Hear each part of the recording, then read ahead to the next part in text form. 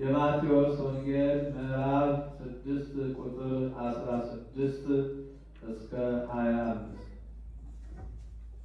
ስትጦሙ እንደ ግብዞች አትጠውልጉ፣ ለሰዎች እንደ ጦመኛ ሊታዩ ፊታቸውን ያጠፋሉና፣ እውነት እላችኋለሁ ዋጋቸውን ተቀብለዋል። አንተ ግን ስትጦም በስውር ላለው አባትህ እንጂ እንደ ጦመኛ ለሰዎች እንዳትታይ ራስህን ተቀባ፣ ፊትህንም ታጠብ። በስውር የሚያይ አባትህን በግልጥ ያስረክባል።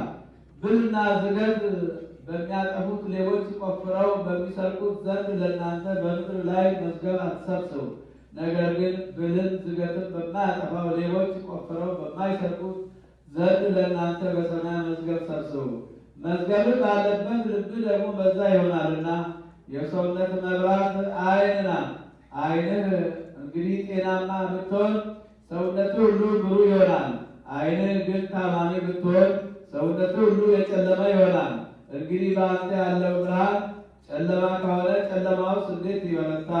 ለሁለት ጌቶች መገዛት የሚቻለው ማንም የለም። ወይም አንዱን ይጠላል ሁለተኛውንም ይወዳል፣ ወይም ወደ አንዱ ይጠጋል ሁለተኛውንም ይንቃል። ለእግዚአብሔርና ለገንዘብ መገዛት አትችሉም። ሰማይና ምድር ያልፋል፣ ቃሌ ግን አያልፍም አለ ጌታ ለደቀ መዛሙርቱ።